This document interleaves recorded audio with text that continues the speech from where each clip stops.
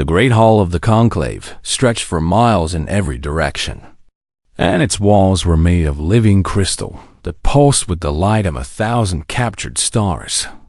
And the floor beneath was smooth as water but solid as stone, and every surface whispered with the ancient power of species who had ruled the galaxy for 10,000 years. Yuki Tanaka stood alone in the center of this impossible room, and she felt very small, and she knew that was exactly what they wanted her to feel.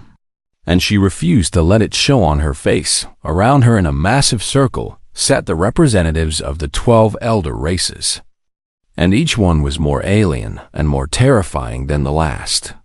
And they looked down at this single human woman with eyes that held no warmth and no welcome. High Arbiter of the Conclave rose from his throne, and he was a creature of pure light contained within a shell of black metal. And when he spoke, his voice came from everywhere at once.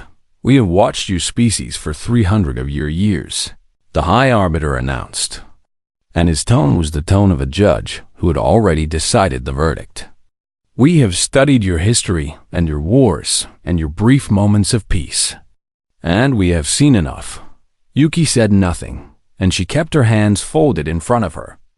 And she waited. "The conclave has reached its decision," the High Arbiter continued. "Humanity is denied membership in the galactic community, and your world is to be quarantined. And this sentence is permanent."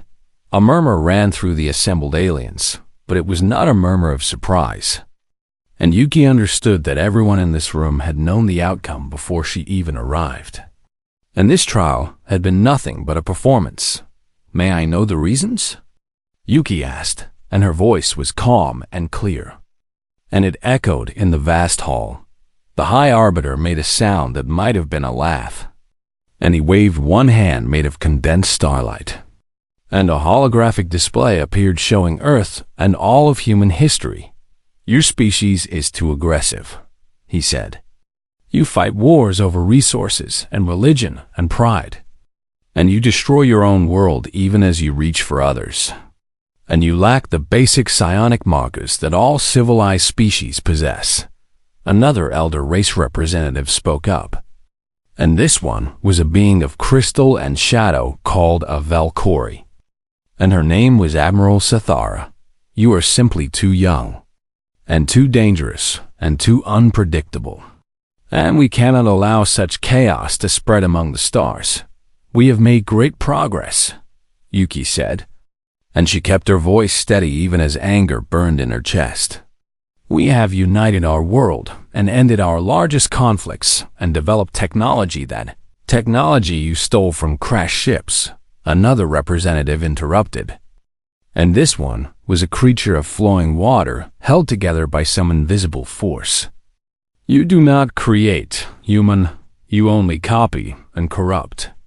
The High Arbiter raised his hand for silence, and he looked down at Yuki with something that might have been pity if it had come from a being capable of such emotion. "Earth will be surrounded by a quarantine field," he declared. "You will be allowed to live on your world and in your solar system, but you will never travel beyond it, and no other species will ever contact you. And in time, the galaxy will forget you ever existed." Yuki felt the weight of 8 billion souls pressing down on her shoulders, and she thought of the children who would grow up knowing they were trapped, and she thought of the scientists who had dreamed of the stars, and she thought of everyone who had believed that today would be the beginning of something wonderful. But she did not cry, and she did not beg, and she did not let them see her break. Instead, she asked one simple question, and her voice was quiet, but it carried to every corner of that massive hall. "And if we refuse to be forgotten?" The High Arbiter laughed again, and this time there was genuine amusement in his voice. And all around the circle, the elder races joined in with sounds of mockery. "Then you will learn what all rejected species learn," the High Arbiter said. "The galaxy does not wait for those it leaves behind, and there is nothing you can do to change your fate. And resistance is not just futile, but meaningless." "We shall see," Yuki said. And she turned and walked out of the hall without looking back, and she did not bow. And she did not show any sign of defeat. The journey back to Earth took 3 weeks in the small ship they had given her. And during that time, Yuki did not eat much and did not sleep much. And she spent most of her hours staring at the stars and thinking. When she finally arrived home, the whole world was watching. And 8 billion people held their breath as she stepped off the ship and walked to the podium that had been set up for her announcement. "They have rejected us," Yuki said to the cameras. And her face was tired, but her eyes were bright with something that was not despair. "They have declared us unworthy of the stars, and they will build a wall around our solar system. And they expect us to fade away and be forgotten." Across the planet, people wept and screamed and fell into despair. And governments began to panic. And some leaders spoke of surrender, while others spoke of impossible wars. But Yuki was not finished. "I have one more thing to say," she continued. And now her voice grew stronger. "They called us aggressive and dangerous and unpredictable. And they meant these as insults. But I wonder if perhaps they were speaking from fear." The world went quiet again. And everyone listened. "They have ruled the galaxy for 10,000 years, Yuki said. And in all that time, no one has ever challenged them. And they have grown comfortable and complacent. And they have forgotten what it means to fight for survival." She looked directly into the camera, and her eyes seemed to find every person watching. "We have not forgotten," she said. "We have never stopped fighting, and we have never stopped surviving. And we have never accepted that our story is over when others say it is." That night, while the world descended into chaos and despair, a small group of people met in secret in a bunker beneath the Swiss Alps. And they were scientists and engineers and military commanders and political leaders. And they had been planning for this day for a very long time. Yuki stood before them. And she was no longer the defeated ambassador, but something harder and stronger. "The conclave thinks they have buried us," she told the assembled group. "But they have only planted a seed, and seeds grow in darkness." A young general named Marcus Cole stepped forward. And he was a man who had spent his whole career preparing for threats that most people did not believe existed. "We have been building resources in secret for decades," he said. "We have hidden ships and weapons and research facilities that no alien scanner has ever detected." "Then we continue," Yuki said. "We go underground, we go quiet, and we use every moment of this quarantine to become something they never expected." The group adopted a name that night, and they called themselves the Second Dawn. And they adopted a motto that would guide humanity for the next 100 years. "They will not reject us twice." And so began the Silent War. A war fought not with weapons, but with patience. Not with armies, but with determination. A war that the conclave would not even know they were losing until it was far too late. Rulers of the galaxy had made a terrible mistake, and they would not understand it for another century, because they had looked at humanity and seen only a primitive and violent species. And they had not looked deep enough to see what made humans truly dangerous humans, did not accept endings that were written by others, and that single trait, that stubborn refusal to surrender, would change everything. 100 years passed like a whisper in the darkness, and the galaxy moved on without Earth, and the conclave ruled as it always had. And no one spoke of the small blue planet trapped behind its wall of energy, but on Earth and within the solar system. Something extraordinary was happening. General Marcus Cole was now 140 years old, and he had lived longer than any human in history, thanks to the medical technology his people had developed in secret. And he stood in a command center buried deep beneath the mountains where snow never stopped falling. Around him hummed the machines of war that humanity had spent a century building. And holographic displays showed the positions of every conclave patrol ship, every trade route, every military installation within 1,000 light years. "Report," Cole said to the young officer standing beside him. "All hidden fleets are in position," the officer replied. and her name was Captain Ella Faconquo, and she had been born in the asteroid cities that now house millions of humans. We have over 3,000 ships ready for deployment, and none of them have been detected by Conclave sensors. Cole nodded slowly, and his old eyes were sharp despite his age. And he remembered the day 100 years ago when Dr. Tanaka had stood before the Second Dawn and declared that humanity would not accept this ending. Tanaka herself was still alive, sustained by the same technology that kept Cole breathing, and she now served as the head of the civilian government that operated in the shadows of human society. The world above ground looked much the same as it had a century ago, and this was intentional, and the Conclave drones that patrolled the quarantine barrier saw exactly what they expected to see, which was a primitive civilization slowly declining into irrelevance, but beneath the surface and hidden within hollowed asteroids and tucked away in the dark spaces between planets. Humanity had transformed into something the galaxy had never seen before. The journey had not been easy, and it had begun with a simple question that it seemed impossible to answer at first. How do you build a starfaring civilization when you cannot leave your solar system? The answer had come from studying the alien technology that had crashed on Earth over the centuries, and from the brilliant minds that refused to accept that humanity was inferior, and from a determination that bordered on obsession.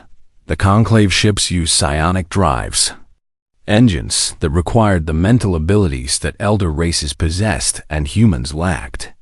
But human scientists had discovered something remarkable when they took those engines apart. The psionic component was not necessary at all. It was simply the method the elder races had chosen because it was easiest for them. And there were other ways to fold space, ways that used mathematics and energy and pure engineering, ways that the Conclave had never explored because they had never needed to within 30 years of the quarantine. Humans had built their first fold space drive, and it worked without any psionic input. And it was completely invisible to the sensors the Conclave used to monitor the galaxy. They designed their sensors to detect psionic signatures. Dr. Tanaka had explained to the Council of the Second Dawn all those years ago, because they cannot imagine any other way to travel.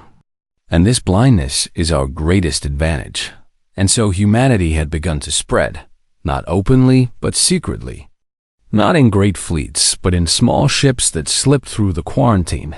Like ghosts passing through walls, they established hidden bases on barren moons in distant systems. And they built listening posts that monitored Conclave communications. And they learned everything they could about the Empire that had rejected them. The information they gathered was both encouraging and terrifying. The Conclave was vast beyond imagination, spanning millions of star systems and trillions of lives. And its military was the most powerful force in the known galaxy. And its technology was ancient and refined and deadly. But the Conclave was also stagnant, and its people had grown comfortable. And its leaders had forgotten what it meant to face a real challenge. They have not fought a true war in over 8,000 years. General Cole told his commanders during one of their planning sessions. They maintain their military out of tradition, not necessity, and their soldiers have never faced an enemy who truly wanted to defeat them, and they are arrogant, Captain Okonkwo added. They believe that no species could possibly challenge them, and they do not even consider the possibility that they might be wrong. This arrogance had become the foundation of humanity's strategy, and every plan they made was designed to exploit it. The weapons humanity developed were unlike anything the Conclave had ever encountered, and they were designed specifically to target the weaknesses that human spies had identified: electromagnetic pulse bombs that could disable the psionic interfaces elder races relied on, and stealth coatings that absorbed every type of sensor beam the Conclave used, and computer viruses that could infiltrate alien systems, because those systems had no defenses against non-psionic intrusion. They have never faced an enemy that thinks the way we think, Cole explained. Their defenses are designed for threats they understand. And we are something they cannot understand. The humans also made allies.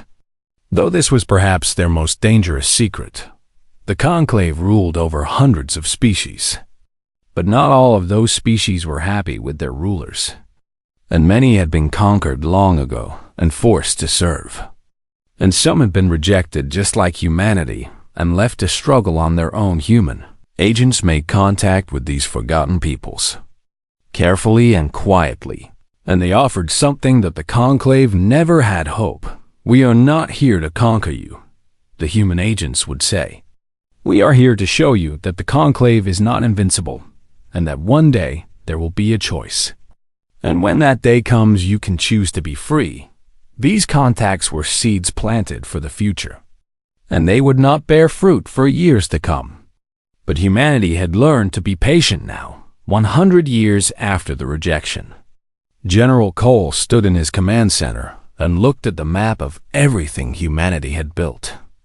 And he felt a pride that was mixed with something like grief. So many people had sacrificed so much for this moment, and so many had died without seeing the dream come true.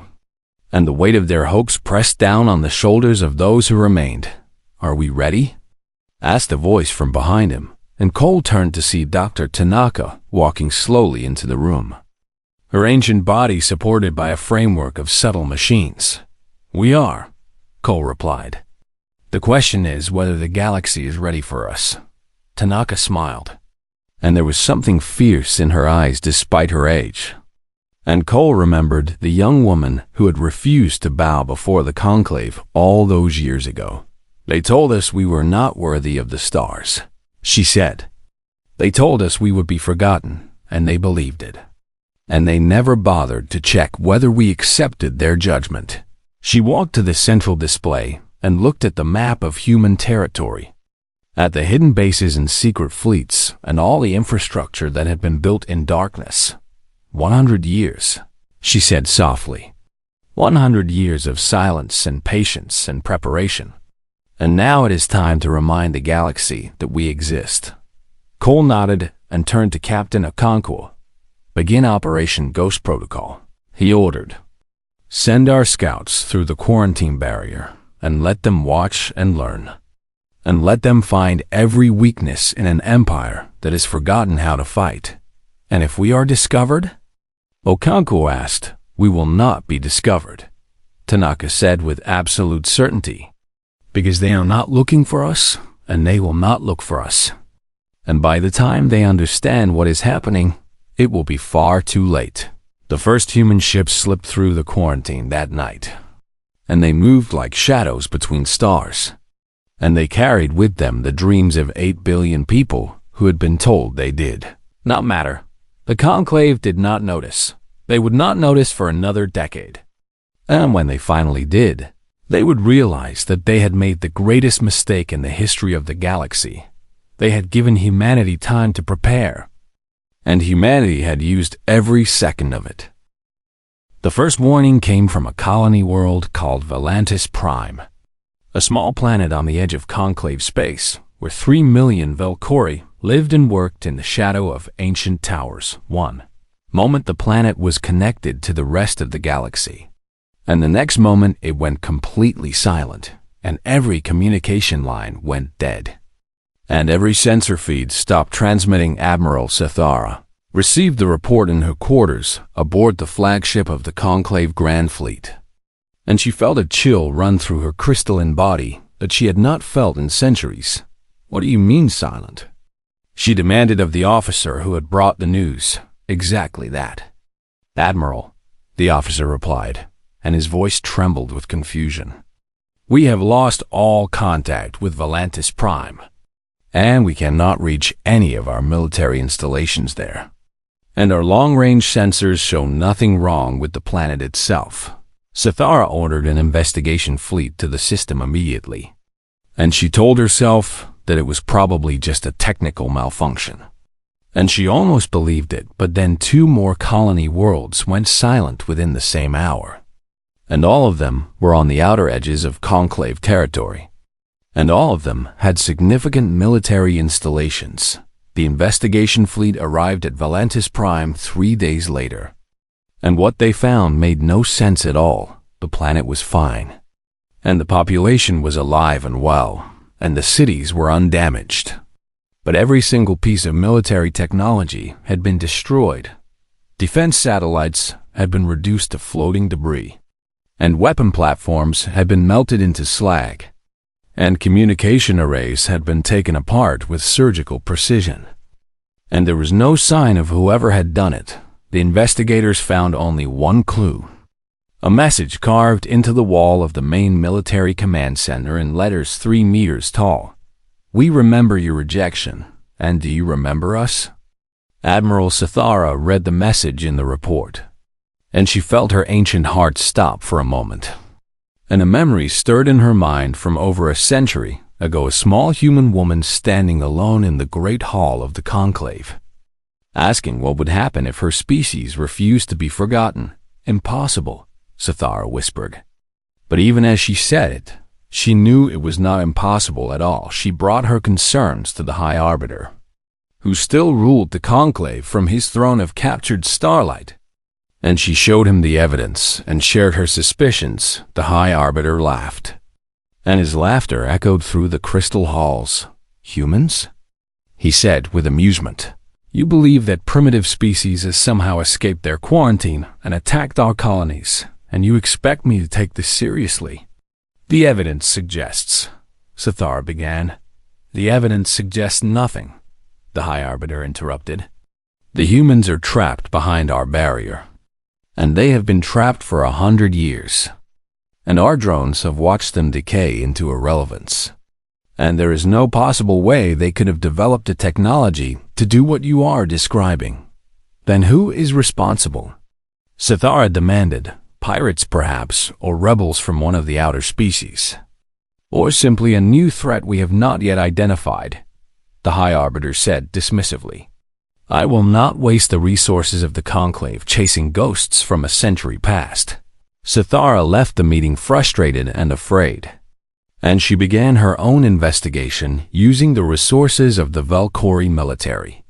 And what she found terrified her. Attacks continued over the following months, and each one followed the same pattern, and each one was executed with impossible precision.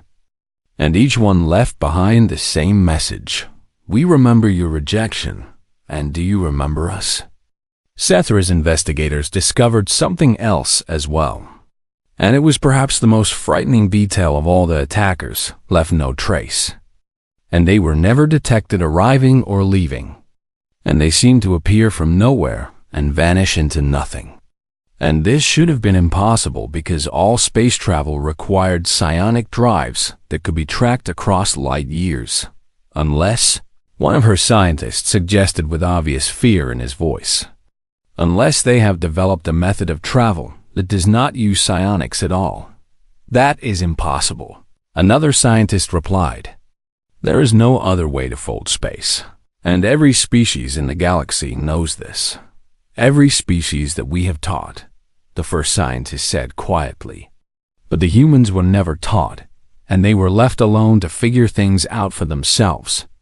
And perhaps they found a different way." Sithara took this information to the High Arbiter again, and again he dismissed her concerns. But this time she saw something in his eyes that might have been doubt.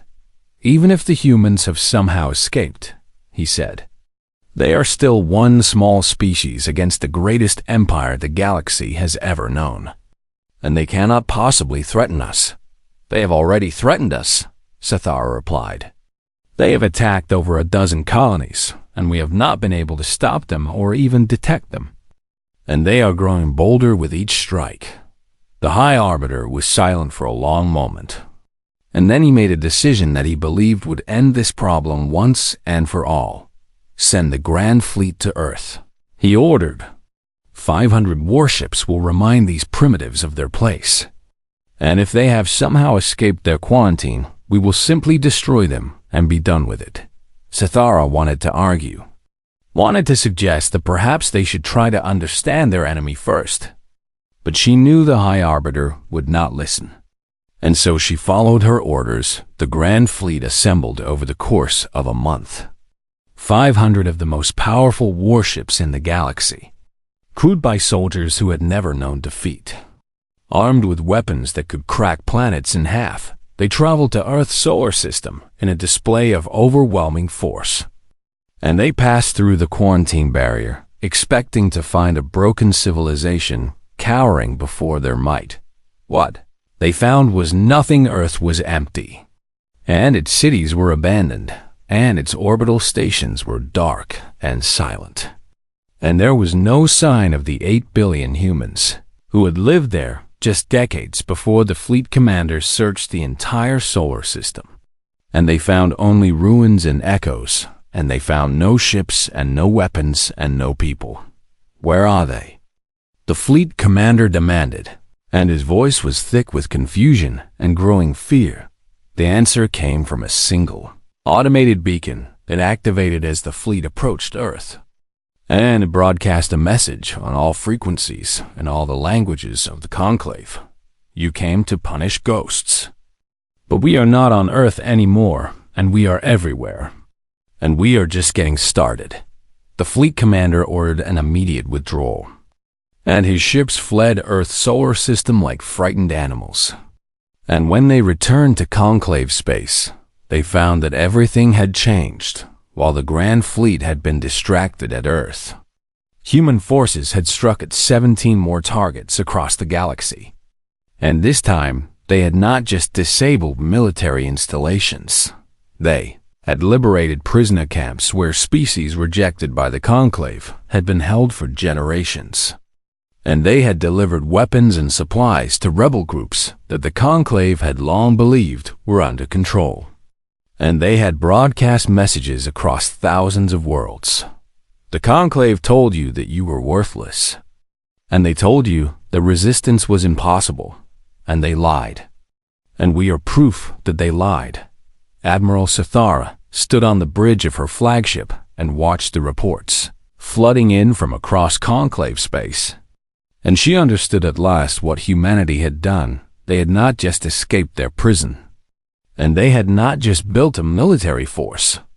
And they had not just launched attacks against Conclave targets. They had started a revolution. The message they sent was not for the Conclave rulers. And it was for all the species that the Conclave had conquered and rejected and oppressed. And it was a simple message that was more dangerous than any weapon. You do not have to accept the ending they wrote for you, Sathara knew then that the galaxy would never be the same. And she knew that the High Arbiter had been wrong about everything. And she knew that the war they had refused to prepare for had already begun. The humans had been patient for a century. And now their patience was over, and the Conclave would learn what it meant to face an enemy that truly wanted to win. The war that followed was unlike anything the galaxy had ever seen. And it broke every rule that the Conclave had believed to be absolute truth. There were no battle lines because the humans refused to establish any. And there were no conquered territories because the humans did not want to conquer. And there were no decisive battles because every time the Conclave gathered its forces, the humans simply attacked somewhere else. Admiral Sathara spent months trying to find a pattern in the human attacks, trying to predict where they would strike next, trying to understand their strategy. They are not fighting like any enemy we have ever faced, she told the War Council, and her voice was heavy with frustration. They do not try to hold territory, and they do not try to destroy our fleet, and they do not seem interested in the things that normal wars are fought over. Then what do they want? Demanded the High Arbiter, who had finally accepted that the human threat was real. They want to change us, Sathara replied. They want to change everything.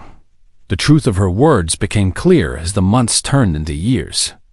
And the war continued in ways that the Conclave could not counter. Human agents infiltrated every corner of Conclave space. And they did not come as warriors, but as teachers. And they brought with them an idea that was more dangerous than any weapon. The idea was simple. And it was this: no species was inherently superior to any other. for the lower castes of the conclave worlds, for the servant races and the conquered peoples and the rejected species.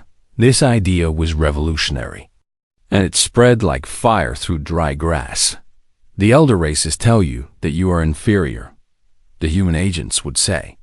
They tell you that you were born to serve, and they tell you that this is the natural order. But they are lying. We are proof that they are lying, the agents continued.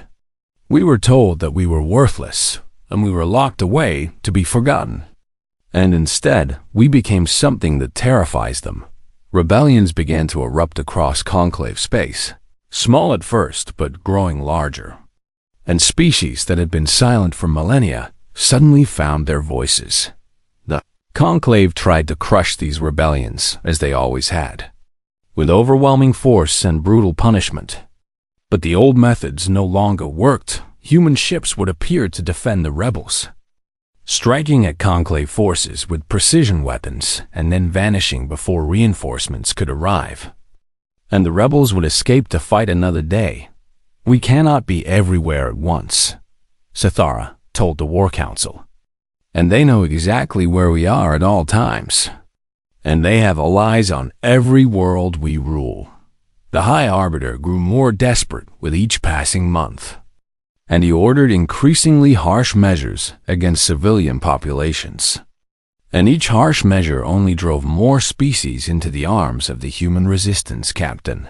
Elefakonko led one of the most successful human battle groups, and her ships had destroyed more conclave military installations than any other force in the war. She had been born in the asteroid cities, the daughter of refugees who had fled Earth when the evacuation began, and she had grown up knowing that one day she would fight to prove that her people deserved to exist. Her chance for that proof came when Admiral Sathara finally managed to trap her fleet above the ruins of a conclave shipyard that Okonkwo had just destroyed. Sethra's flagship was surrounded by 50 warships, and Okonkwo's fleet numbered only 12. And by every calculation, the human captain should have surrendered. Instead, she hailed the Velkori admiral and asked to speak with her directly. Sethra was surprised by the request, but she accepted, curious to finally face one of these humans who had caused so much chaos. The face that appeared on her view screen was young and calm, with dark skin and bright eyes and an expression of perfect composure. Admiral Sathara, Okonkwo said, I have heard much about you, and I understand you were one of the few who tried to warn the conclave about us. I was, Sathara replied, and her crystalline features shifted in what might have been a grimace. They did not listen, and now we are all paying the price for their arrogance. Then perhaps you can understand something that your leaders cannot, Okonkwo said. We are not your enemy, or at least we do not wish to be. Sathara made a sound of disbelief, and she gestured at the burning wreckage of the shipyard behind the human fleet. You have destroyed our installations and killed our soldiers and sparked rebellions across our empire, she said. How can you claim not to be our enemy? Because we could have done so much worse, Okonkwo replied simply. We have the ability to strike at your home worlds, and we have weapons that could kill billions, and we have chosen not to use them. Then what do you want? Sathara demanded, and it was the same question she had been asking for years. Without finding an answer, Okonkwo was silent for a moment. And when she spoke again, her voice was soft but filled with something that might have been passion. 110 years ago, your conclave told my people that we were worthless, she said. They told us that we did not deserve to exist among the stars, and they locked us away and expected us to die quietly. But we did not die, she continued. And we did not forget, and every species you have rejected heard that same message. And they believed it, and they gave up. Okonkwo leaned forward, and her eyes seemed to burn with conviction. We are not fighting to conquer you, Admiral, and we are not fighting for revenge. And we are fighting to prove something that changes everything. And what is that? Sathara asked. That rejection is not extinction, Okonkwo said. That being told you are worthless does not make it true, and that the forgotten can rise. The two women stared at each other across the void, and Sithara felt something shift inside her that she had not felt in thousands of years. You could win this war, Sithara said slowly. You have the technology and the strategy and the will, and you could destroy the Conclave entirely. We could, Okonkwo agreed. But that would make us exactly what you said we were. Just another empire built on conquest and domination. And we did not survive a century of darkness to become the thing we fought against. Then what happens now? Sithara asked, what happens when you have proven your point? Okonkwo smiled, and it was a gentle expression that seemed strange on the face of a warrior. That depends on you, she said. That depends on whether the elder races can learn to see other species as equals, and whether they can accept that their way of ruling the galaxy was wrong. And if they cannot, then the rebellions will continue, Okonkwo said. And more species will join us, and eventually the Conclave will fall. Not because we destroyed it, but because it destroyed itself. Sithara considered her options. And she knew that she could order her ships to attack, and she knew that she might even win, though the cost would be terrible. But she also knew that Okonkwo was right about something important. And she knew that the conclave she had served for millennia was rotten at its core. And she knew that change was coming whether she fought it or not. I will let you go, Sithara said at last. And her officers made sounds of protest that she silenced with a gesture. And I will tell the High Arbiter that you escaped. And I will tell that you escaped. And perhaps I will begin to ask questions that I should have asked long ago. Okonkwo nodded, and there was respect in her eyes. That is all we ask, she said. Questions are the beginning of change. And change is what the galaxy needs. The human fleet departed without another shot being fired, and Sithara watched them go. And she knew that something had changed inside her that could never be changed back. The war was not over, and perhaps it would never truly be over. But the conversation she had just had would echo through history in ways neither of them could predict, because ideas were harder to kill than ships, and hope was harder to destroy than worlds, and the humans had brought both to a galaxy that had forgotten what either one meant. The end of the conclave came not with a great battle or a dramatic last stand, but with a whisper that grew into a roar across 1,000 worlds. It began with defections. As military commanders who had served the elder races for centuries suddenly refused to fire on rebel populations. And it continued with declarations of independence. As species that had been conquered long ago announced that they would no longer obey the High Arbiter, tried to hold his empire together with threats and punishments. But his threats had lost their power, and his punishments only drove more worlds away. They are not afraid of us anymore, he said to Admiral Sithara in one of their final meetings, and his voice was hollow with disbelief. How can they not be afraid of us? Sithara looked at the being who had ruled the galaxy for so long, and she felt something that might have been pity. Because the humans showed them that fear is a choice, she replied. And they have chosen to stop being afraid. The High Arbiter abdicated 3 months later, and the other elder races followed one by one, some surrendering peacefully and others fleeing to distant corners of the galaxy. Empire that had stood for 10,000 years crumbled in less than a decade. And in its place rose something new. They called it the Galactic Compact. And it was unlike anything that had existed before. The first assembly of the Compact met on a space station that had been built specifically for this purpose. A vast structure that floated between stars and belonged to no single world. Representatives from 47 species filled the Great Hall. And they came in all shapes and sizes, creatures of crystal and shadow and light and flesh. Beings that had once been masters and beings that had once been slaves. At the center of the assembly stood a platform where the architects of this new order would speak. And the first to take the platform was someone very old and very tired and very proud. Dior Yuki Tanaka was 157 years old now, and her body was more machine than flesh, and she had lived long enough to see everything she had dreamed of come true. She looked out at the assembled representatives, and she saw the faces of species that had been enemies and species that had been friends. And she saw hope in their eyes that had not been there a generation ago. 110 years ago, she began, and her voice was carried by speakers throughout the vast hall. I stood before the conclave of ascended species, and I asked what would happen if my people refused to be forgotten. The hall was silent, and every being listened. The High Arbiter laughed at me. Tanaka continued.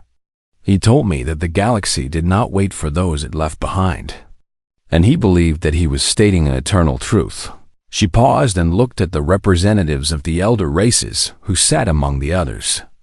No longer rulers, but simply members of a community. He was wrong, she said. Simply a murmur of agreement ran through the assembly, and Tanaka waited for it to fade before continuing. Humanity did not win this war through superior firepower or better strategy, though we had both, she said. We won because we understood something that the conclave had forgotten. She spread her ancient hands to encompass the entire assembly. Every species has value, she said. Every voice matters, and the stars do not belong to the powerful or the ancient or the chosen, and they belong to all of us. This is not a new empire, she continued, and this is not a new conclave, and this is a promise that we make to each other and to every species that will join us in the future. The promise is this: no one will ever again be told that they do not deserve to exist among the stars, and no one will ever again be locked away and forgotten, and no one will ever again be rejected for being different or young or strange. She stepped back from the platform, and her voice grew softer. Humanity does not claim any special place in this compact, she said. We will be one voice among many, exactly as we always wished to be, because we did not fight for power or glory. We fought for the simple right to be heard. The assembly rose in a standing ovation that lasted for nearly an hour. And when it finally faded, the work of building a new galactic order began. The years that followed were not easy, and there were conflicts and disagreements and moments when the whole structure threatened to fall apart, but the compact endured, because it was built on a foundation that the conclave had never possessed. And that foundation was simple respect. Admiral Sathara became one of the most important voices in the new order, using her knowledge of the old empire to help build something better. And she often said that meeting Captain Okonkwo had been the moment when everything changed for her. Captain Okonkwo herself retired from the military and became a teacher, traveling from world to world to share the history of what humanity had accomplished and how they had done it. It was not our weapons that won the war, she would tell her students. It was not our technology or our tactics or our military genius. It was our refusal to accept that our story was over when others said it was, she would continue. And that is something any species can have, because it comes not from your genes or your history, but from your heart. The story of humanity's century in darkness became legend across the galaxy, and it was told in 1,000 different ways on 1,000 different worlds. Some versions focused on the brilliant scientists who had built impossible technology in secret, and some focused on the brave soldiers who had fought against overwhelming odds, and some focused on the ordinary people who had lived their whole lives underground, waiting for a day they might never see. But all versions agreed on one thing: the humans had shown that no empire was invincible, and no rejection was final, and no species was truly worthless. This idea spread far beyond the borders of the compact, reaching worlds and civilizations that humanity would never meet.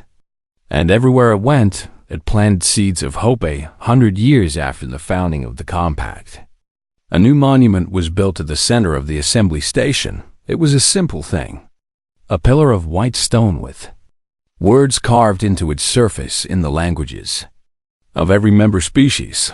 The words were the motto that they, Second Dawn, had adopted in a bunker beneath the Alps when humanity's future had seemed darkest. They will not reject us twice, but beneath those words someone had added a new line, and no one knew who had carved it or when, and it seemed to capture something essential about what humanity had accomplished. And we will ensure that no one else needs to prove this again. Dafir Tanaka visited the monument once before she finally allowed herself to rest, and she stood before it for a long time with tears in her ancient eyes. She had been a young woman when the conclave told her that humanity was worthless, and she had spent her entire life proving them wrong. And now, at the end of that life, she could finally see what all the sacrifice had been for. It had been for this.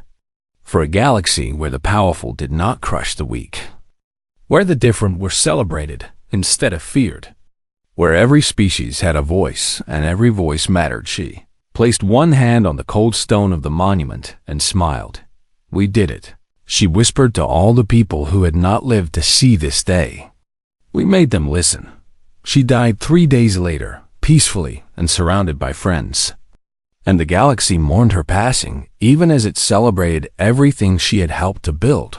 But her story did not end with her death, because stories never truly end. And the things she had set in motion would continue long after her name had become legend. Humans had come to the stars as rejects and outcasts, told that they were unworthy of the cosmic community. And they had answered that rejection not with destruction, but with creation. They had built something better than what existed before. And they had proven that the forgotten could rise.